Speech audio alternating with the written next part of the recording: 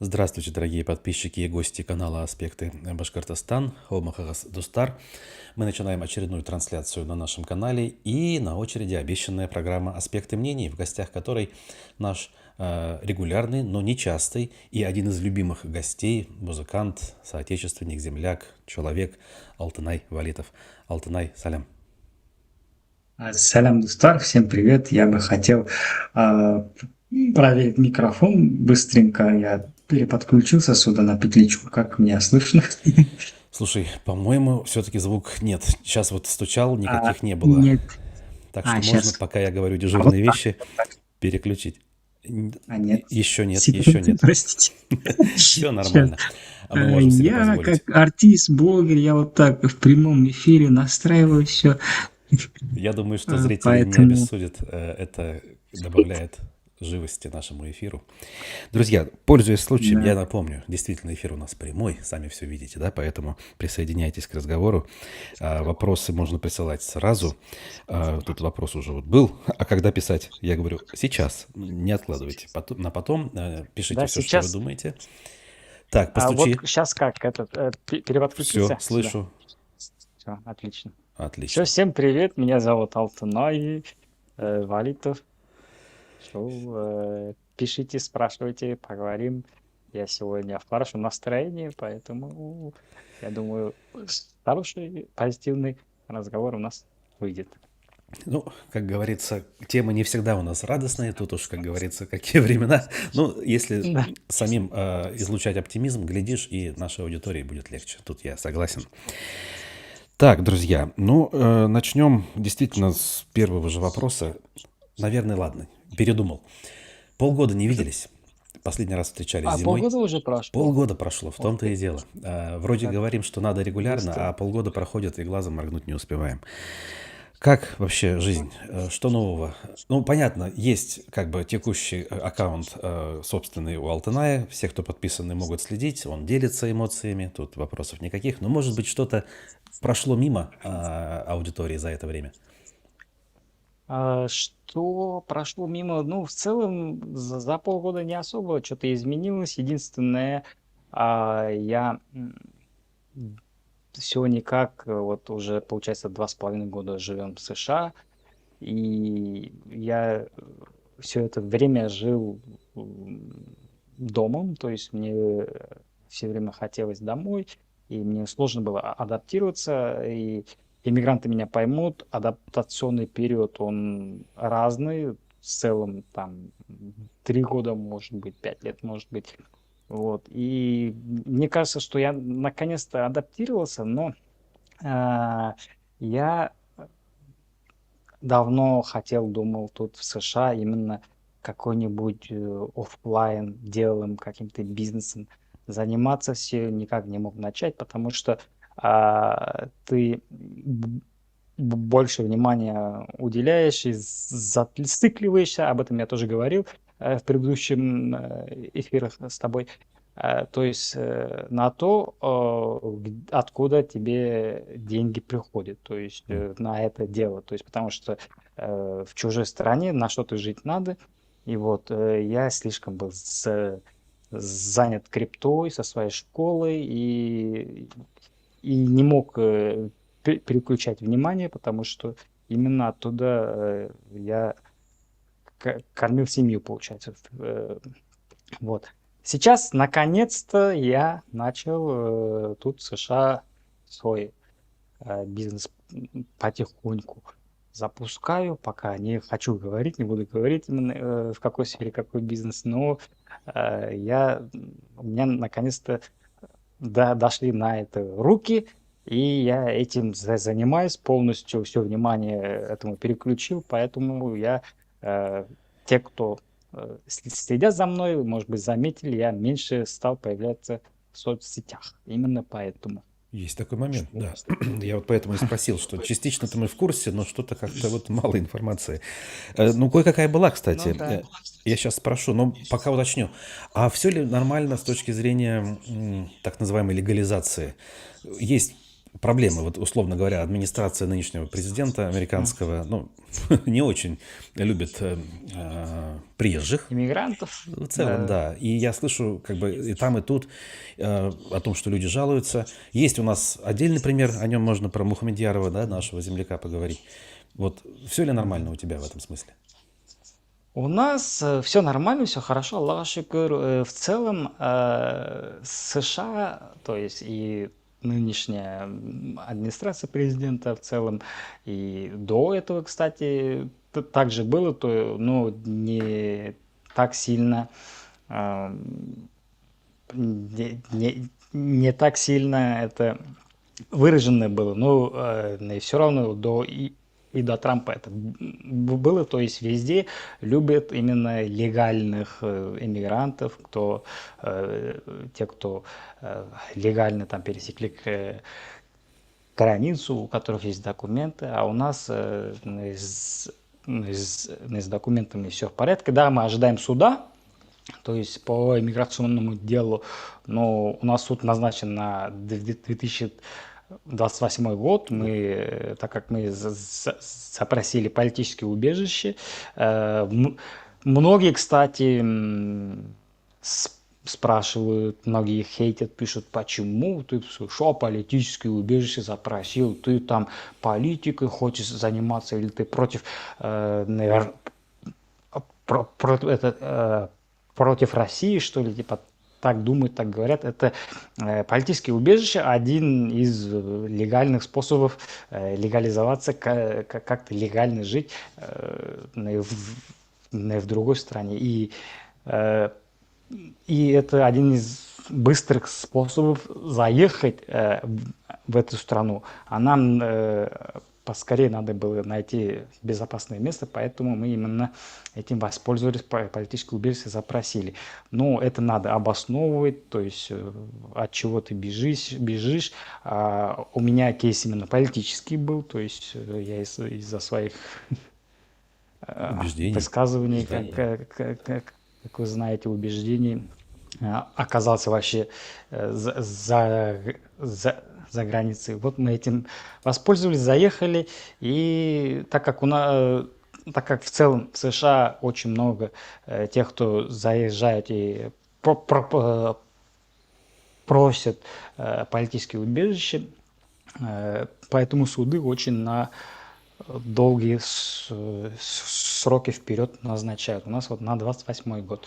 Но у нас по законам США все легально, то есть у нас и вот это, и как у нас говорят, ИНН, у нас, ну тут в США это Social Security называется, ну вот это ИНН есть, То есть можно налоги жить, мы заниматься здесь, бизнесом при да, желании, платить налоги налоги, мы все. здесь платим, да, все документы у нас есть, поэтому нас не трогают, Аллаху шукр. Ну, все понятно. Ну, один раз в год мы отмечаемся вот в миграционном департаменте, так Да. сказать. Это тоже не так сложно, мне Айс. кажется, раз в год не так часто. Да-да. Слушай, а вот Ну, из-за всего вот этого ажиотажа нам тоже было поначалу и страшно, но сейчас мы поняли то, что нас это, так как у нас все легально, все по закону, нас никто не тронет. Поэтому сейчас уже норм. Шо. помнишь, мы в прошлые разы обсуждали еще одного нашего земляка, Загир Мухамедьянов. Он долго находился в миграционной тюрьме, в итоге был депортирован. Ну, насколько я понимаю, сейчас у него все нормально. В курсе ситуации, почему так произошло, то есть вообще какие там нюансы? Это связано с вот новой политикой государства или это просто отдельный частный случай? Как тебе кажется? Да, я в курсе, я в целом, и когда он в миграционной тюрьме находился, я с ним общался, мы с ним созванивались, и в целом, то есть он сюда заехал один, а на одиночек смотрят в США с настороженностью. Ну Если да. у тебя ты с семьей и с ребенком, то более Более лояльно лояльно. смотрят, то Да. есть, да, а особенно если ты с маленьким ребенком, вот как у нас было, вот нам в этом плане было легче. А те, кто один заезжает и просит политическое убежище, им в большинстве случаев, ну, им сложно доказать именно свою политическую причастность, так сказать, при- преследование, то, что его наверное, реально преследует, то, что он не может вернуться в Россию. Даже если ты докажешь, что, то есть из-за того, что один, его можно депортировать какую-нибудь в третью страну. Вот они так думают тут, США. Все понятно. Ну что То есть ж, он же выживет, то есть ему не надо там семью обеспечивать, там, и короче, ребенком, за ребенком, короче, ухаживать. Поэтому им легче вот отправить в какую-то третью страну. Ну, я не знаю, они так думают, наверное. Вот, ну, то есть после прихода Трампа именно по политическим кейсам, те, кто, а, ну, кто одиночка, им в большинстве случаев отказывают тут в США. понял. Ну, ладно, как говорится, наши мигрантские дела, они, наверное, ну, не столь интересны широкой публике, но хотя все-таки некоторые часто спрашивают, а расскажите о себе. Вот мы рассказываем. Да, да. Но, да, Кстати, очень много кто мне в социальные сети начал писать и спрашивать, как переехать в другую страну, как в целом эмигрировать. Я думаю, то, что вот на фоне этих ситуаций, то, что у нас в России ну, происходит. То есть вот именно в последнее время очень много стало таких сообщений приходить.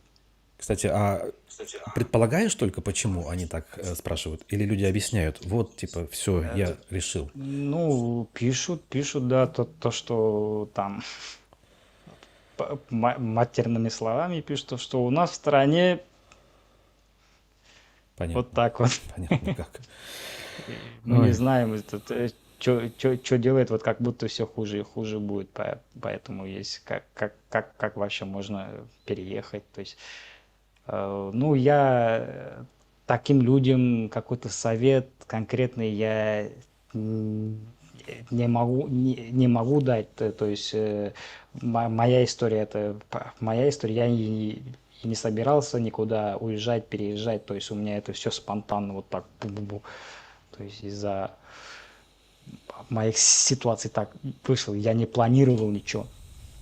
А тем, кто именно думает, планирует, как переезжать, я как могу им советы какие-то да, да, у каждого история давать. Я индивидуальная. так не уезжал, как вы. То есть Конечно, я просто бежал из страны. да, все понятно. Я людей, кто по плану все делал, называю как нормальные люди, как бы они как мы. Вот, их тут Ну много, да. в том числе из Башкортостана. Также в 22 году переезжали, но они уже практически легализовались на 100%, в отличие от нас.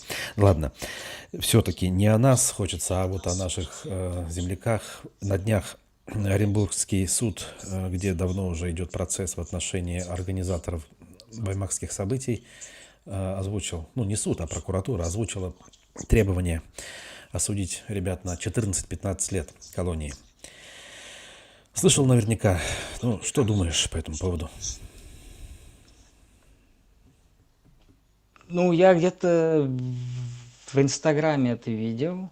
Ну, я и до этого я с некоторыми, с некоторыми ребятами я э,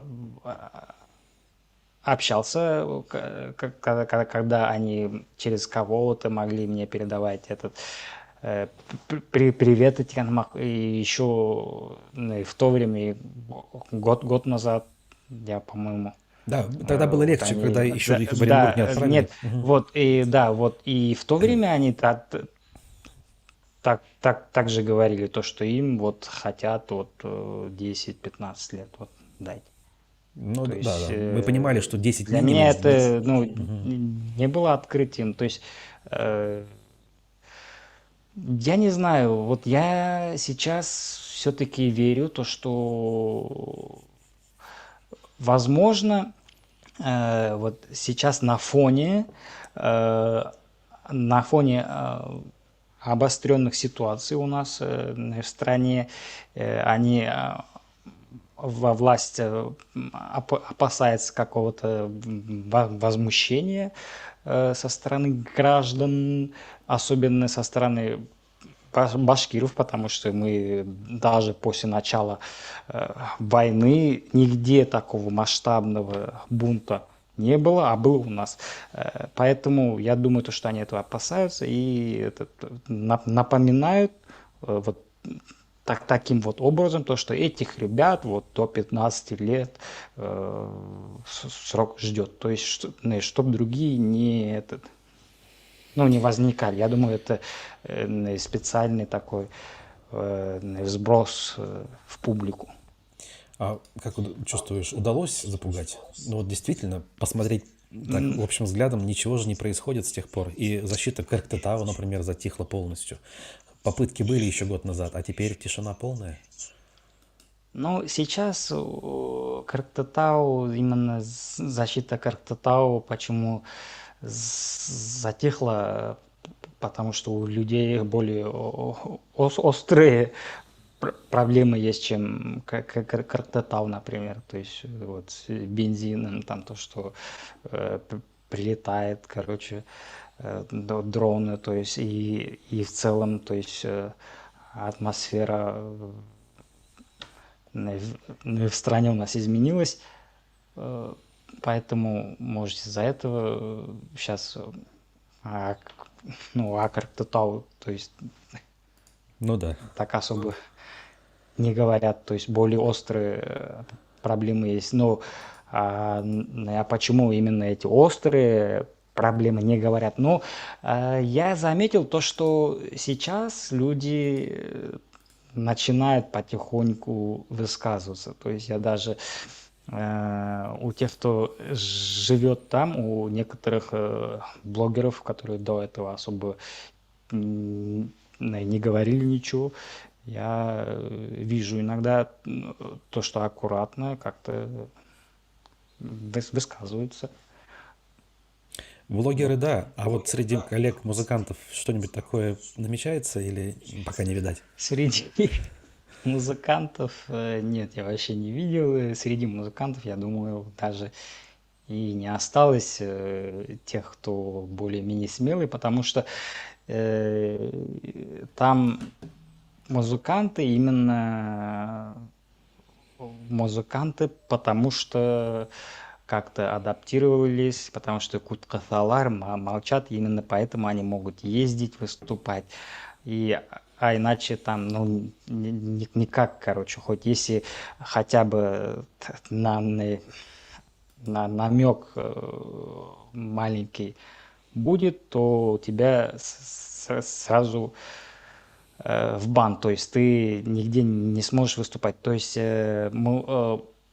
музыкантам надавить именно легче, потому что они выступают в государственных учреждениях, тех же клубы, ДК, они все под контролем государством. Даже если ты там аккуратно что-то там скажешь, они просто позвонят и отменят все твои концерты, то есть ты останешься без хлеба сразу же. Поэтому музыкантам сложнее как будто бы в этом плане, и они вот куткафалар лучше, чем другие, потому что их хлеб сходу могут отобрать. А кто блогер, у них от других источников каких-то, может быть, доход, или же там от блога, а блог там сходу отрезать, как-то запретить, там таких инструментов у нас пока нету. То есть наши Вот. артисты все-таки больше зарабатывают с концертов, что ли, получается? С А как же... концертов, только с концертов, только с концертов. Артисты зарабатывают именно с концертов. Да. Ну, я так понимаю, это наши, да, национальные, потому что, мне кажется, вот Да. глобальные артисты больше зарабатывают с онлайн-платформ, Да. наверное. Почему? Потому что у национальных артистов аудитория Сильно меньше. небольшая, Да, да. то есть, да, сильно меньше, поэтому они только с концертов только могут более-менее зарабатывать.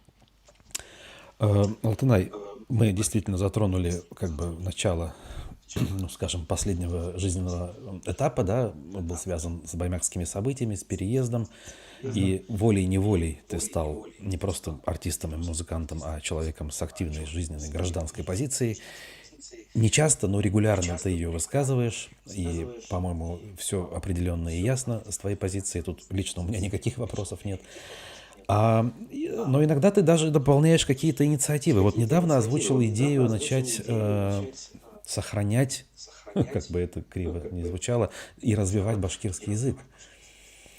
Предложил идею создания школы для детей и взрослых. И информация об этом у нас на канале, например, огромный отклик приобрела. До сих пор комментируют люди, кто Да? на эту новость попадают. Ух ты. Говорят, какая замечательная идея. То есть это больная тема. То есть зацепил за живое. И это звучит.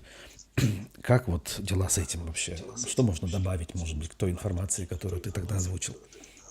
В целом, да, это очень больная тема. Я среди своих родственников даже замечаю в последнее время особо сильнее это заметно стало, да, даже из тех, кто среди тех, кто живет в Бурзянском районе, в деревне. Ну, если кто не знает, Бурзянский район — это единственный район Башкортостана, где 99% башкиры. То есть у Коренные, нас, ну, я и сам из Бурзянского района, у нас нет, вообще нету русскоязычных деревень, вообще. И, как я уже в предыдущем эфире тоже говорил, у нас, если русский там кто-то был, ну, не в моем детстве, то есть мы даже имя не могли не знать, я этот не в националистическом тоне это говорю, ну, у нас так было просто. Мы говорили то, что мы идем к русскому. То есть вот у нас так было, потому что у нас вообще именно все одни башкиры были. И даже сейчас у нас большинство людей в своей речи очень много русскоязычных слов стали использовать, а дети в школах в моем районе, вот в Бурзянском районе, на русском разговаривают между собой даже.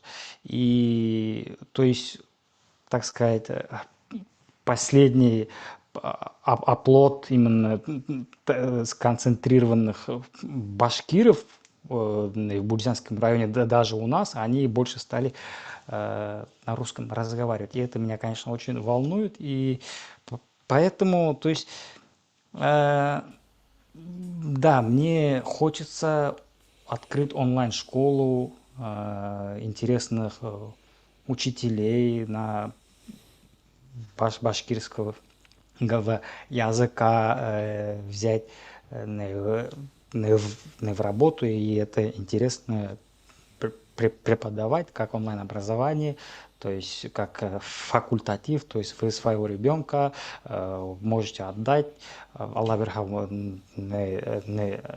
нашу школу. И вот на своем пути я видел некоторые семьи, то есть я когда в Турции еще мы До США, да. жили до того, как в США доехать. Вот мы жили в одной семье, и главы семьи зовут Руслан, Рустем. Рустем. Извиняюсь, Стэн. Вот Разница да, ты небольшая. его, может, э, ты его, может, кстати, знаешь, он очень много тоже комментировал события в Баймаке, то есть у него много раз интервью брали. Вот мы у них жили, у них дети полностью обучаются онлайн. И я, то есть даже основные предметы, они обучаются онлайн. То есть они утром в определенное время своих детей загоняют в свои комнаты, и они там сидят за компьютером и учатся. То есть так можно это нормальное образование получать, учиться даже дома, онлайн. Вот. И я, видя вот такой опыт, мне в голову вот пришла мысль, а что если создать именно онлайн-школу башкирскую и Идея пришла, а дальше? преподавать. Да. А дальше я думал, пока это начинать именно бесплатно.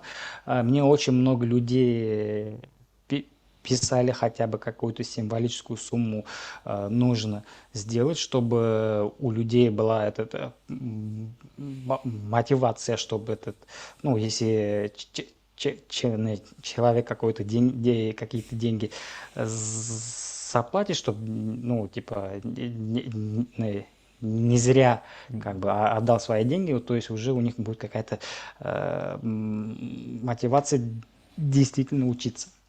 Но я все-таки склоняюсь к тому, что пока надо именно обучать бесплатно, и пока у меня такие возможности есть, то есть для команды учителей я сам буду оплачивать зарплаты. Ну, кто хочет нам учителем, тоже можете мне писать. Мы ищем интересных учителей, у которых есть онлайн, хотя бы понимание онлайн-образования, то есть в Zoom сидеть с учениками, интересно преподносить материал. Вот мы ищем таких учителей, то есть планируем запускать с начала учебного года. Поэтому мы же не можем сейчас летом собрать вот детей за комп, чтобы они учились.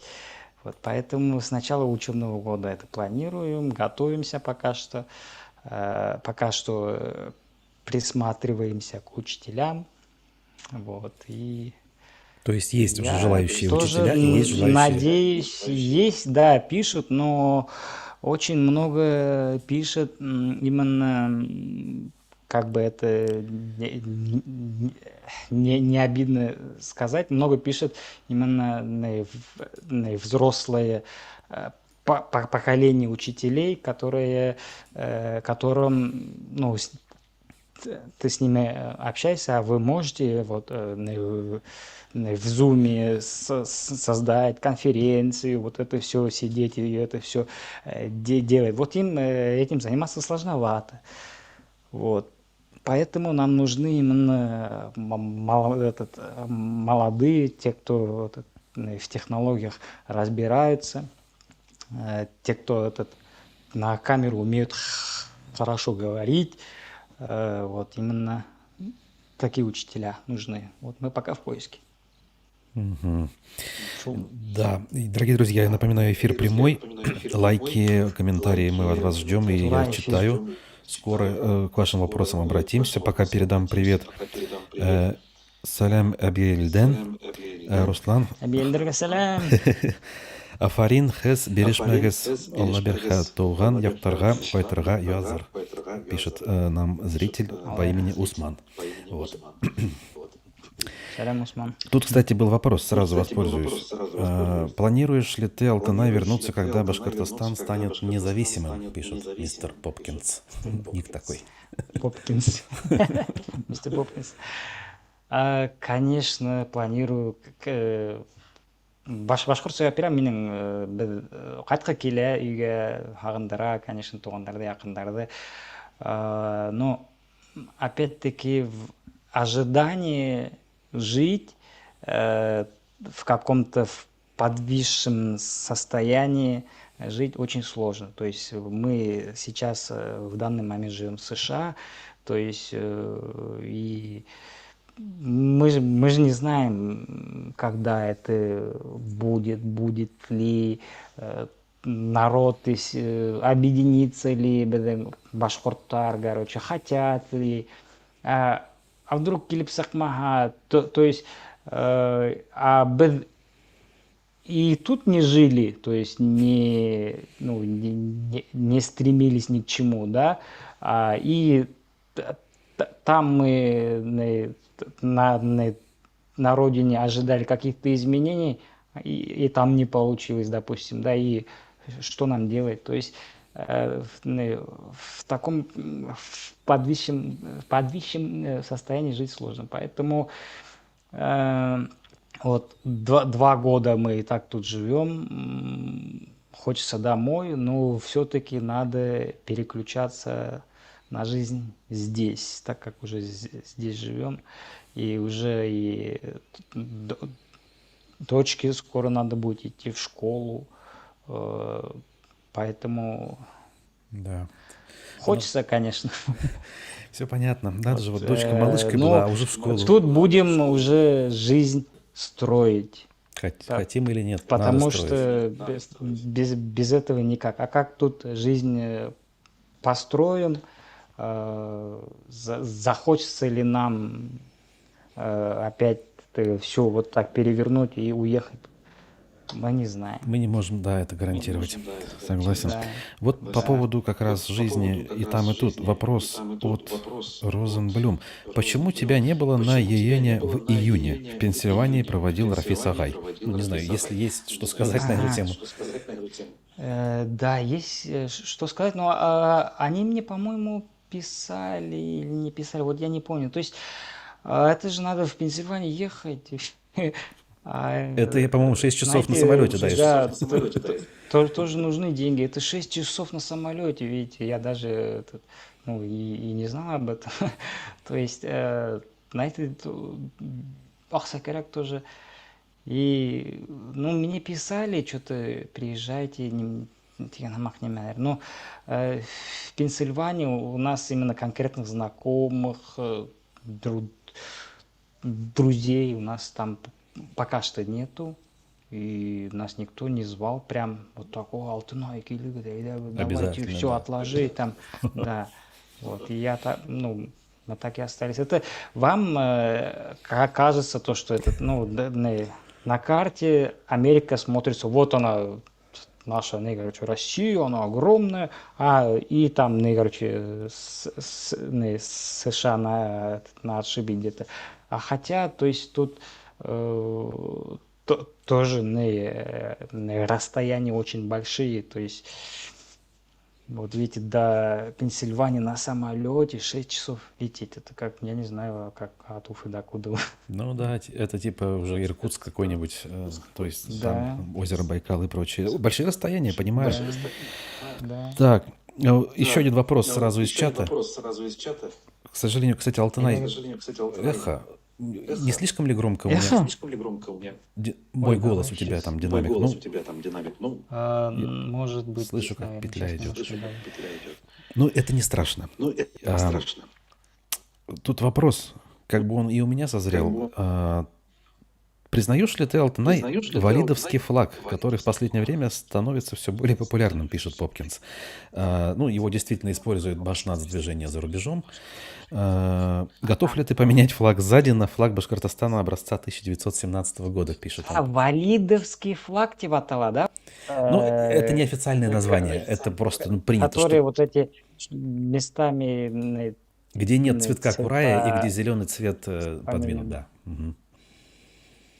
Где нет цветка курая, вот мне бы хотелось, чтобы там был цветок курая, есть чтобы как-то отличалось, потому что очень много полосатых флагов на самом деле, и чтобы как-то выделялось, там, хоть, я не знаю, хотя бы Курай пусть будет. А так, то есть, сейчас я все никак не могу звук Да, убавить. боже, ладно, это не так страшно. Когда ты Я говоришь один, все хорошо. Ладно. Валидовский флаг. То есть я не понимаю, почему вы хотите, чтобы я именно носил, показывал именно валидовский флаг. То есть я, чтобы был причастен именно к какому-то определенному движению. Я понимаю, вам хочется, но я тоже хочу перемену у нас в республике. Я тоже хочу, чтобы она была свободной. Но я именно конкретно не вижу и не представляю, каким образом она может быть свободной, если вот именно валидовский флаг, он именно вот у меня ассоциируется с отделением Башкортостана из состава России. Мне как бы и хочется это, но с другой стороны, вот было бы как тут в США, тут есть Соединенные Штаты Америки, но тем не менее все штаты, они Да, свободные. То есть конечно. у всех штатов есть своя конституция, то есть они как отдельные страны. Вот мы живем в Калифорнии, у нас тут свои законы, где-то в Пенсильвании свои законы. Банда вот Америкала, Калифорнияла год назад были митинги вот, против иммиграционной политики Трампа как раз-таки. И вот очень большие масштабные митинги были. И что сделал Трамп? Он в Калифорнию свои федеральные вот эти войска, короче, ввел. То есть в обход губернатора Калифорнии. И что сделал губернатор Калифорнии? Он подал на Трампа в суд и выиграл в суд, и вот эти федеральные войска, то есть их обратно вывели, то есть он суд выиграл, то есть Трампқа орта бармағын көрсеттілер, короче, судта еңділер, и все. То есть былтырғы неде штатта өзінің губернаторы бар бетіне, он как штаттың президенті хамақ. Ол Трамптың қошқанына там түкіріп береге может, там өзінің так не будем делать тебя терга может, и өзінікін іштерге может, то есть вот шулай. И по сути, біздің короче, Российская Федерация, тоже федерация бетінде есеме, тоже шулай бұлырға тиеш, тоже біздің Башқұртстанның конституция бар бетінде, қайдалар қағызда просто, да, но СНМда вот как в США должно быть. И хотел бы я, чтобы у нас так было, хотел бы. Вот, мен эгер біздің короче, Россия действительно не просто на словах, а действительно федеративное государство Бога, каждая федерация, каждая короче, республика со своими законами, чтобы центральная власть им указывала маген, там, чтобы могли там отменять их указания. Шулай прям Америкаларға хамақ болға, мен бы этого хотел бы. И Мишуға Кура еще, я не знаю, короче, при нынешней нашей власти, да, мне хочется, чтобы біздің Башқұртстан отделилась. Екінші түрлі болға, там, ысындап, Америкаларға хамаққа сандыр болға, но менің Башқұртстанды айыры отыра кемәс дейіне. Мен шуға пока мен әлі там конкретную какую-то идею, там, все, давайте отделяться теперь алмай.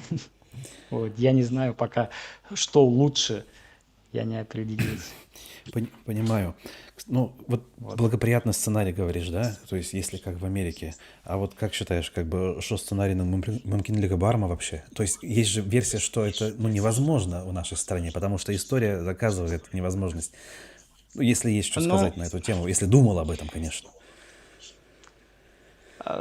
есть, да, как будто бы невозможно хамах, но я исхожу не от того, что хороший сценарий невозможен, я исхожу от того, что если такой сценарий куда-то кетиргенде, то что мы отделимся. Вот то есть пока я не знаю, возможен ли такой сценарий, то что российская власть станет когда там действительно демократической, я этого не знаю. Но я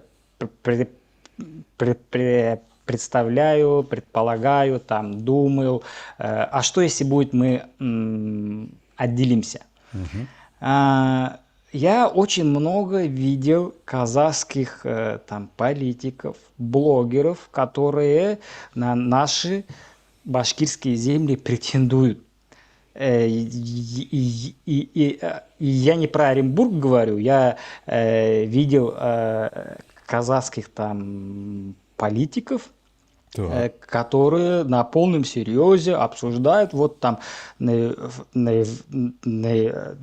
в Башкортостане вот такие-то, то часть вот этого Южного Урала, часть Башкортостана, это казахские земли. Типа Зианчуринский район, Хайбулинский, что ли? Или что? Ну, мен таңдай, алар нетмейдер, там, Зианчуринский район, Хайбулинский район, вот этот Южный Урал, часть Башкортостана, это казахские земли, и хәзер бит айырылдык дейбит, шунан Татарстан айырыла бит инде. Хәзер алар могут әйтергә, там, часть Башкортостана, это татарские земли. И мин теге шул яктан опасаюсь немножко, чтобы бүтүн хәзер дәүләттәр айырылһа, там Татарстан будет претендовать, Казахстан будет претендовать. И опять-таки вот эта нестабильность, вот этот хаос может, пока все устаканится, там, пока все вот эти государства, которые на что-то претендуют, не к какому-то соглашению не придут, это очень много времени может пройти, или это может привести к каким-то конфликтам. Вот. И меня лично хочется, чтобы у нас, Башкортостанда, наконец-то балларыма, следующее поколение, какая-то стабильность, чтобы келген. А не вот этот, да, опять там будет хаос, короче. Там казактар бізге келе баштаға, там, көршілер келе баштаға. Опять-таки, я не знаю, то есть, что лучше. Ну, я могу лишь сказать, что я ни разу не видел, конечно, что есть такие казахские политики. Тут и в чате пишут, что не видели. Хотя не удивлюсь, что, наверное, отдельные блогеры... Да, есть. Мен бірнеше тапқыр көрдім, короче, инстаграмда, мен могу найти, скинуть. Угу. Вот. Ну, я на это скажу сейчас тогда словами активистов Башнацдвижения за рубежом. Они утверждают, что нам между собой, тюркам, делить нечего, и всегда договоримся обо всем, и тихо, мирно. Если Москва в это лезть не будет, вообще никаких проблем не будет. Вот как ты считаешь, эта точка зрения, есть в ней аргументы? Понятно, что чтобы ее донести, недостаточно вот этих нескольких слов, которые я сказал. Это надо отдельно час разговаривать. То есть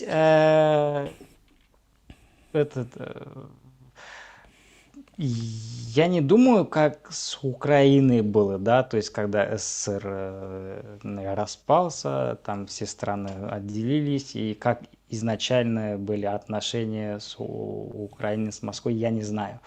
Но я могу предположить то, что там у них, может, тоже изначально они думали, все будет хорошо, мы договоримся, мы братские страны, между прочим. И вот, а сейчас что там происходит? Поэтому, вот, когда ты живешь за границей, вот я начал понимать то, что татары наши братья. То есть татардар безге кереклі кишилер. То есть безден одна проблема урустар менен.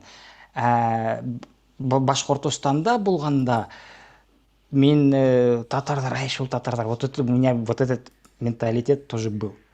И татардардың башкорттарға карата тоже такое есть.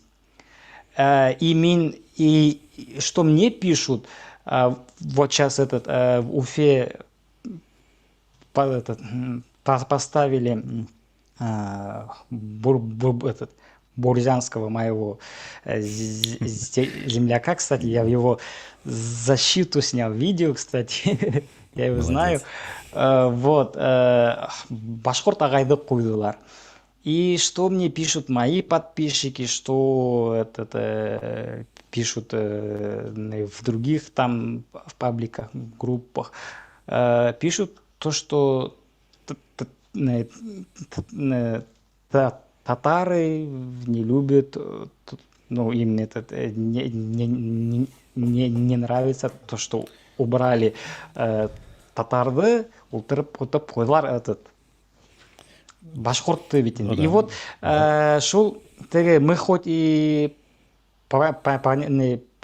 понимаем то, что у нас біздің бір бәле, это Мәскеу мен орыстармен, то, что бізге объединяться етер керек. Вот біз это хоть и понимаем, но у нас как-то подсознательно нейдер менен татардар менен башкорттар арасында вот этот внутренний конфликт есть. А ты не думал, откуда он есть? Аны отрицать-ты булмай. Булмай, конечно, это есть. Башкорттардан хораган бүтүн башкорттар шайтып айтасак, берей хитрис эштехеңме, ол, наверное, татардыр, ол немеке. Вот на вот подсознательном даже вот таком, как сказать, в коренном таком уровне, что ли, вот этот есть. И что будет, опять-таки, вот Украина менен, Украина страна урустар, тоже братские страны. Тоже берут нейдар, не славяндар, и что сейчас с ними происходит битинде. Да, это, то есть, бір кіші хуғышты башлаган, бір кішінің іші тебе айтерге була битинде. Но то, что пропагандаға урыстар даже, хоть улар аңлахалар да, тоже украинстар мен урыстар особо и не отличаются.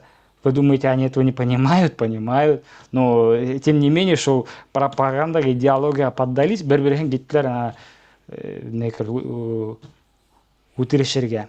Ну, по-моему, ты сам ответил на вопрос. Біз қазір шулай Башқұртстан, Татарстан айырылсақ, башқұрттардың бар Татарстанда часть башкирских земель, Татарстандың да бар Башқұртстанда часть татарских земель. И опять-таки мен білмеймін, біздің арала шулай конфликт келіп сықмақмы деген. Шуға көре, с одной стороны, именно что межнациональные усобицы, вот этот большая какая-то федерация, мы страна, мы это как более объединяющий фактор был вот от таких междуусобиц. С одной стороны. Я понимаю. Но с другой стороны, и с ним вот они нас просто не всасывают. Останется через 100 лет народ или нет? Тоже вот, вопрос. Вот. С учетом и языка. Я не знаю, что лучше. Я понял, да. Ну, я сейчас не буду брать на себя миссию, как говорится, донесения точки зрения. Я скажу тебе так. У Ну давай, движения, ты этот, ты можешь этот переубедить меня, сможешь, мне же интересно эм, тоже. ну, это, Что наверное, ты тема думаешь? отдельного разговора. У нас мало времени осталось. Ладно, Я так скажу, на ладно. все эти сомнения ответы есть у наших ребят. Вот. Я сам через вот этот вот процесс, скажем так, задавания вопросов и осознания проходил последние пару лет. Я понимаю все вот эти вещи, о которых ты сказал сейчас. Абсолютно согласен, что эти сомнения есть. Более того, на 100% нет никакой гарантии, что так не будет. Вот. Но есть Ну аргументы, вот. которые объясняют, что причина вот этих вещей, о которых ты говоришь, взаимное недоверие и Ага. недолюбливание, она опять же в той самой пропаганде, о которой ты сам же сказал. Искусственно созданное, думаешь, ну, я бы не сказал, вот опять-таки у нас в Бурзянском районе, у нас в моем детстве не было ни интернета, у А, моих родителей был СССР, там наоборот все было, типа все единое общество, да. И у нас не было интернета, но у нас в Бурзянском районе среди такого скопления башкир, если ты татар, вот, блин, у нас такой, блядь, татар тейтервайнлары, короче, я не знаю, вот, то есть это как-то, э, я не думаю то, что это только из-за я понял тебя, но пропаганды смотри, какой-то. пропаганды не имеется в виду. Я люблю татар. Вы не думайте, я просто вот я не хочу, Ты чтобы просто рассказываешь, как было, ну что поделать, если так вот было. это опять-таки, да, чтобы надо опять-таки что-то делать, чтобы это в такой не переросло. Уже есть битинде, то есть татары с башкирами там типа недолюбливают тех, но уже есть митинги. Мне не хочется, чтобы этого было, но оно есть. Я понимаю, да. Ну вот, знаешь, последние дни, мы же занимаемся новостями, хотим мы того Ага. или нет, но вот последние дни ролики, где башкорты рассказывают о том, как к ним проявили нетерпимость и расизм буквально, ну стали Мгм. буквально чуть ли не каждый день сыпаться. Вчера сразу 2 эпизода было. Девушка рассказывает, Мгм. блогерка Динара, по-моему, зовут, или Дилара, прошу прощения, рассказывает, как в автобусе, значит, Мгм. ее чуркой обзывали в Башкортостане.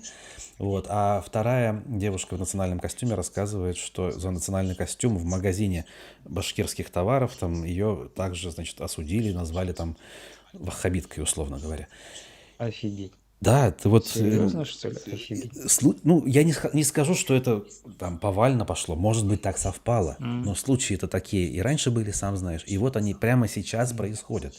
Кто-то скажет, ну и ладно, как говорится, бывает, в семье не без урода. Вроде можно согласиться. С другой стороны, мы же с тобой знаем, что вот тех, кто так себя ведет, никто не осудит. Не будет показательного процесса. Ты представь Да. себе, если бы в Соединенных Да, Штатах так если произошло. будет, нет, что интересно, если будет наоборот, если какой-то башкир, бурят, либо татарин, не то, что в Москве, если даже в Татарстане или там в Башкортостане русского как-то обозвет, обзывать Итхаевит, там, ты русский, ты, ну вот как они нас, да, Мгм.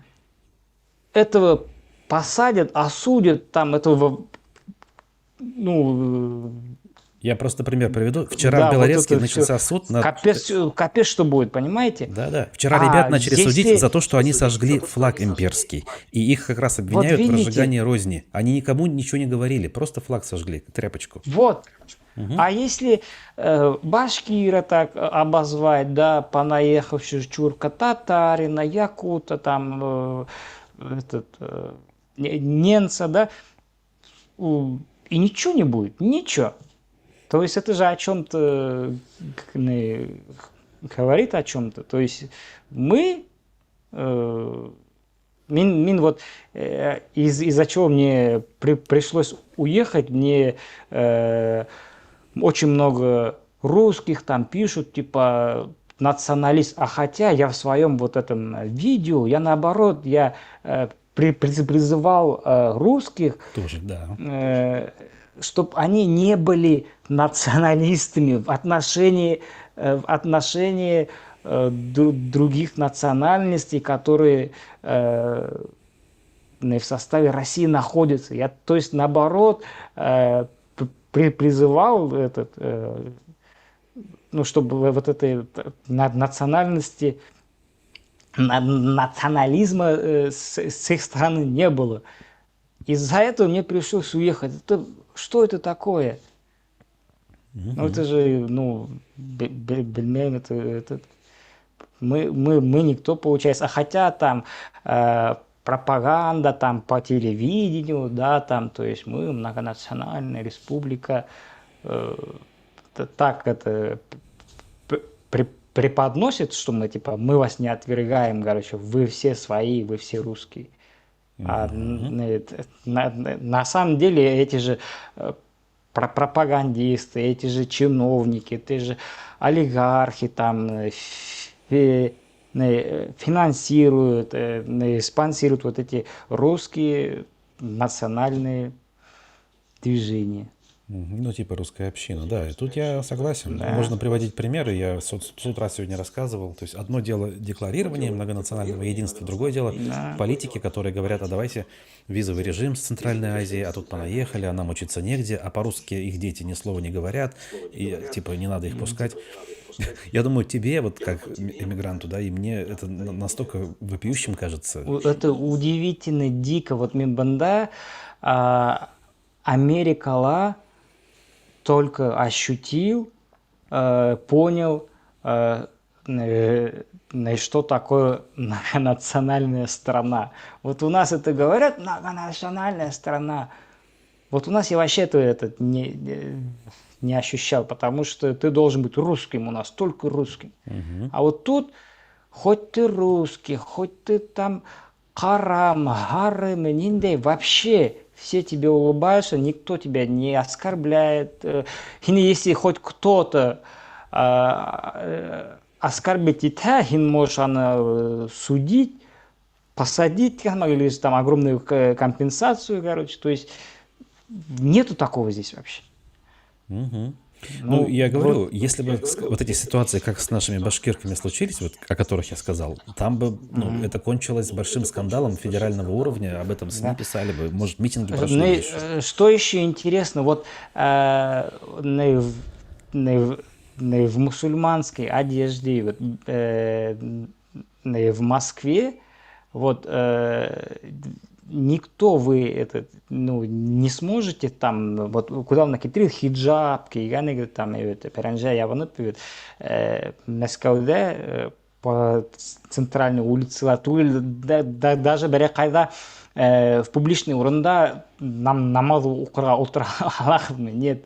Хеданда даже перенже мен немен хиджаб киеп Мәскәүдә китеп утырһаң, Кремльлерге уже хезгә будут пальцем тыкать и хезгә уже алып китәләр.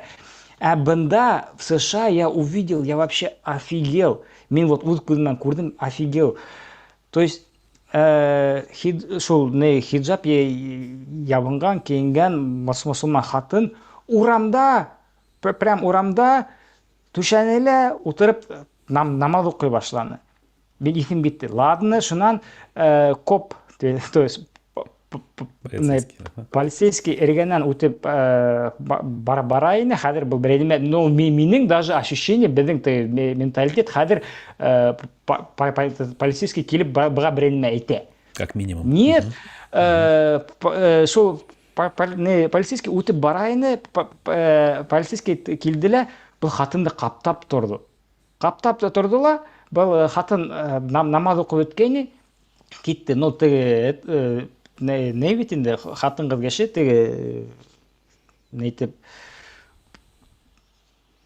теге туңкайып дип әйтәләр инде укыгас теге, это же чтоб калгандар күрмәһен дип, чтоб она то есть не чувствовала себя некомфортно, чтобы себя не чувствовала, из-за этого она каплап торды.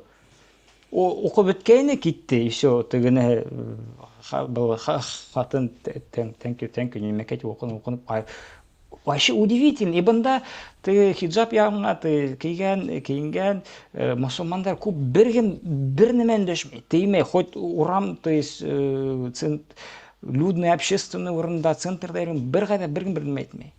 Хәзер шундайды күз алдына китере алабызмы? Мәскәүдә. Мәскәүдә түгел, хәзер Өфөлә лә күз алдына китереп булмай. Шулай. Так, вижу, друзья, что в чате есть движение, но оно перешло в некую дискуссию. Вопросов к Алтынаю стало меньше. Нет? Ладно. Ну, я думаю, что я еще кое-что спрошу. Так мы уже за лимит времени вышли. Вот.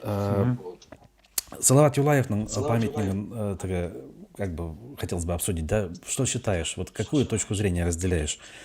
Есть версия, что все это неспроста, что это как бы политика центра, сняли, теперь говорят, что нельзя его восстановить, копию поставим, радуйтесь. Вот. Кто-то говорит, да нет, действительно памятник в плохом состоянии был, поэтому не надо тут искать каких-то подводных камней. И все нормально. Почему это важно? Потому что образ Салавата Юлаева, с каждым днем, как я считаю, приобретает особый смысл сейчас, вновь, в историческом масштабе. Что можешь сказать? Ну, изначально я думал и думаю то, что его хотели снять давно, потому что это символ сопротивления с московской властью и объединяющий башкиров символ. И это и оно как этот комволе не стоял у нашего центра. Вот, и поэтому как-то аккуратно надо от этого символа избавиться.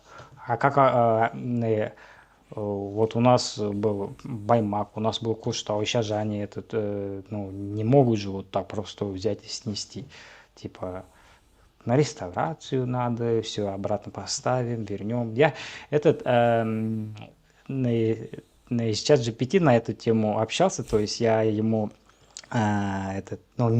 не просто так, а ему всю эту историю Салавата Юлаева, нашего государства, России, то есть Башкортостана, объединение, что у нас было, происходило. То есть я все это ему дал изучить.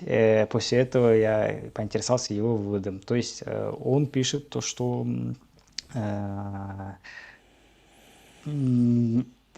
не совсем, скорее всего, уберут, а вот этот символ переиначат вот это значение Салавата Юлаева, вот этого символа, чтобы оно переосмыслит как-то. То есть, чтобы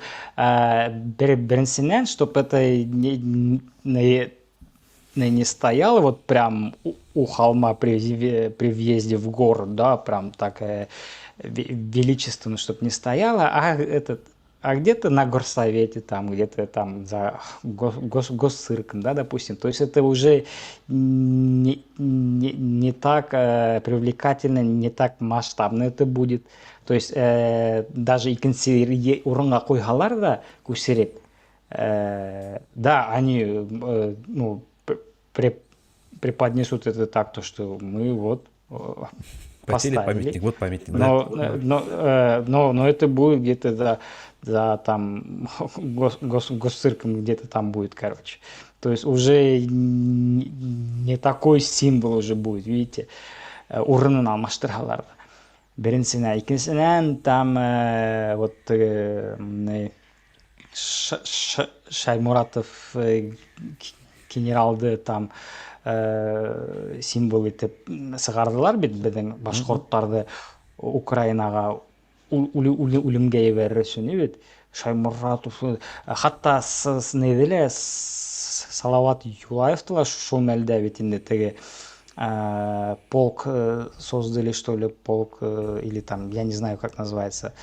Батальон имени Салавата Юлаева. Ну, Батальон имени Салавата Юлаева. Когда это увидел, у меня просто... То есть батальон имени Салавата Юлаева. И уже большинство башқұрттарға сөйлесем, этого диссонанса у них нету в голове. Салават Юлаев. Білем ме кім болған Салават Юлаев? Ол шол неге Мәскеуге қарсы күрешкен кеше. Хәзер һеҙҙе Мәскәү үҙенең целе менән, интересе менән икенсе илгә үлергә отправил, и үҙенә ҡаршы көрәшкән исемде использовать итеп, вот тегендә отправил. Это вообще что? Вот уже теге нейҙе Салават Юлаевтың символын, идеяһын переиначивать итәләр бит инде. Вот. Мин думаю, что, скорее всего, может так быть. То есть поставить, так может и поставить, но где-то там, и в другое место. И пропаганда будет это объяснять, и людям будет говорить то, что Салават Юлаев был поэтом, допустим, социальным, да, но никак не оппозиционером, допустим, да. Вот. Шулай может быть. Вот я думаю так. Да. Ну, но именно что элекке урынына при въезде в столицу, что полгорур басы башқұрттар торығыз деп әйдәп тормаһын. Вот что они хотят. Шулай, к сожалению, да. Ну, что тут я могу сказать? В чате пишут: Алтынай, ты прав, просвещай народ, тебя же слушают люди. Вот есть такая мысль тут под занавес. Вот. Присоединяюсь. Да, ну, мин, как артист, я песни могу писать. И окей, то сейчас это у меня не основной вид дохода. Когда что-то ты делаешь, перестает быть основным видом твоего дохода во взрослой жизни, оно потихоньку уходит в небытие. Потому что тебе это, на что-то надо жить, а это уже как хобби просто, у тебя на это все меньше и меньше времени остается. Потому что всем нам надо на что-то кормить семью, надо работать. Вот. А я когда жил там, в Башкортостане, это был мой доход битин, то есть я ездил с концертами, и я мог на это прям полное внимание уделять. А сейчас мне все сложнее и сложнее. Поэтому, конечно, хочется, чтобы здесь как-то на американскую публику что-то делать, но это не сразу получится. Но все-таки мы надеемся, да, что будет что-то в творческом смысле проявляться. Надеюсь, да, я тоже надеюсь на это, верю. Ну вот. Ладно, на этой обнадеживающей немножечко хорошей будем заканчивать. Понятно, что можно говорить много. Ну, повод, как говорится, в следующий раз встречаться не через полгода, а пораньше. Через полгода. Не надо через полгода. Как говорится, сам в любое время можешь предлагать, если вдруг что-то резко возникло, мы можем это делать. Я думаю, что аудитория будет только рада. Вот. Друзья, лайки, пожалуйста, комментарии, пожалуйста, и пишите, что вы думаете о том, что слышали. Алтынай, зор рахмет сене. И Үзеңә зор рахмет. Звони, пиши.